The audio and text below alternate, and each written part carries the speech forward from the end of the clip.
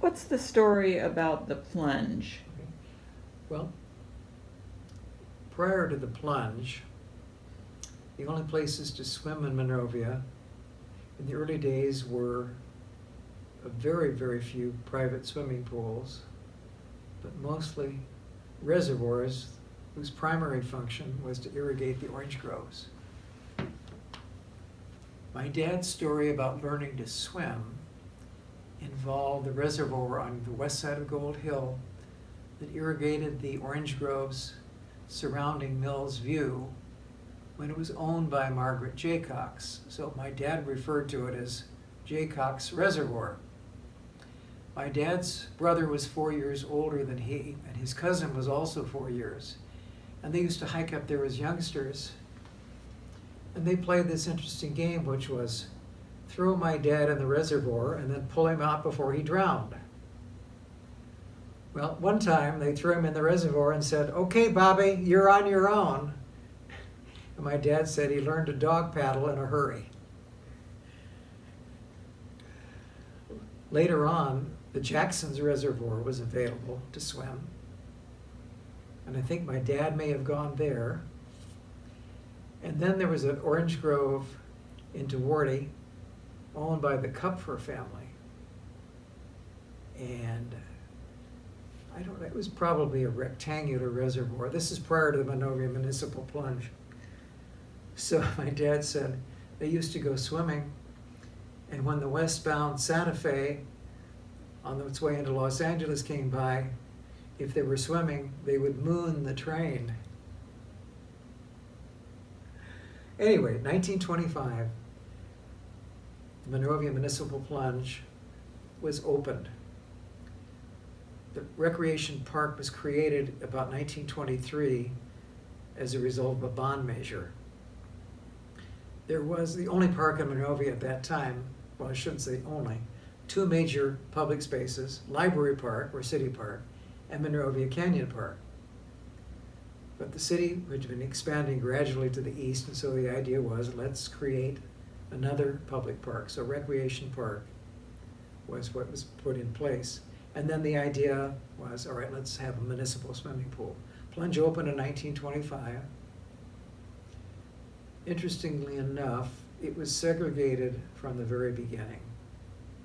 In fact, I think it was segregated, or the concept of segregated swimming existed prior to its completion, because Felix Gutierrez, who was responsible for a lot of the cement work around the plunge, probably knew that his son would not be able to swim in the municipal swimming pool at will.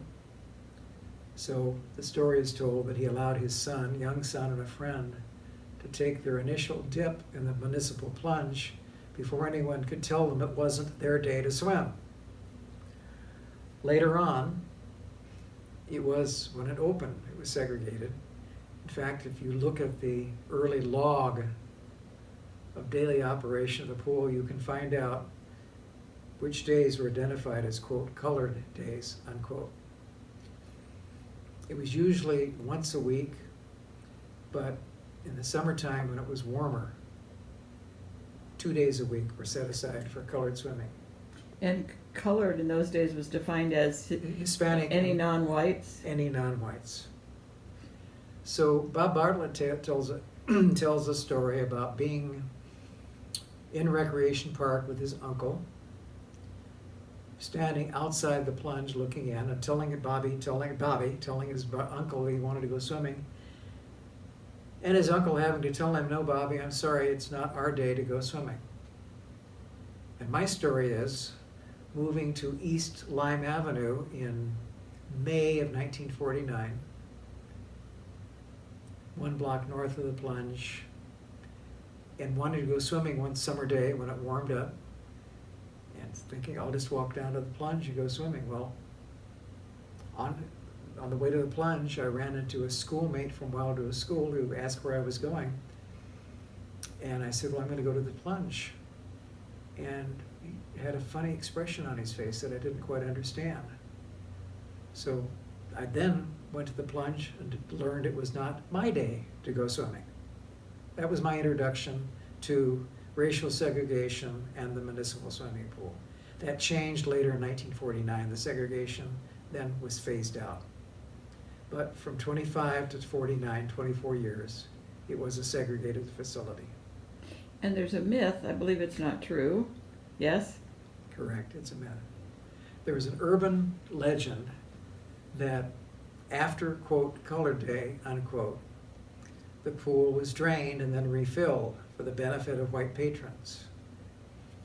And I can tell you from personal observation that that was not possible to do. It took far longer than 24 hours to empty and refill the pool.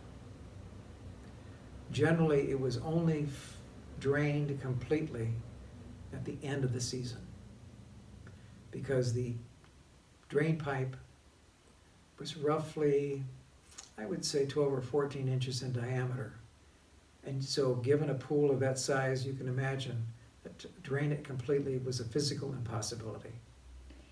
So how long did the plunge last? It lasted into the mid-1980s. By that time, as I jokingly say, it resembled a sieve more than it resembled a swimming pool. It had major leaks. And that was about the same time that Monrovia Unified School District assessed the swimming pool at Monrovia High School and realized it needed a major upgrade. So the city and the school district got together and said, let's pool our resources and focus on one pool and really give it a good upgrade. So that was the high school pool, which was younger by 30 some years than the municipal plunge. And so the plunge was closed down and later the pool itself was removed. And then did it sit empty for a while? It sat empty for several years until the time of the Monrovia Centennial Celebration. One of the goals of the Centennial Committee was to create a lasting memorial to that centennial. The idea was proposed to create a Monrovia Historical Museum.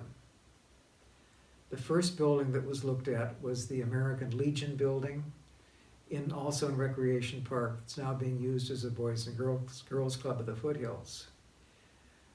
An application was made to the state of California for a grant, a Parks and Recreation grant, and $50,000 was designated for that purpose. And then someone looked at the municipal plunge building that had been sitting empty, looked at its physical layout and the amount of space involved and said that would really make a better city museum than the Boys and Girls Club. So Sacramento was contacted. The proposal was made to transfer the funding to the former plunge rather than the American Legion building. The state agreed, and so that meant there was startup money to begin the renovation on the former pool house for the Monrovia Plunge. So at what point was that 1987? When was the museum the created? Monrovia Historical Museum Foundation was created in 1985, and fundraising went on for several years, largely spearheaded by Chris Mariconda and Joan Bonholzer. Lots of volunteer labor went into the pool, great deal done by Bowden Construction and others. Don Mariconda was responsible for a lot of the work. He supervised volunteers and did a lot of the work himself. It opened formally in 1992. So the planning began before the Centennial, but the Centennial Committee was I think going the on for planning 3 years. Probably developed. The Centennial Committee functioned for at least a year and possibly longer, planning centennial celebrations. Was it 3 years, 4 years? 3. 3. And so during that 3-year period, I think is when the idea was proposed, let's create a museum. That seemed to be a very fitting memorial to the centennial celebration itself. So it's been active ever since. It's been active ever since, and attracts volunteers. For some newer volunteers who are recently retired and need something to do, have found something to do. So that's the story of the plunge. That's the story of the plunge. What I should mention, it's now a designated local landmark as well.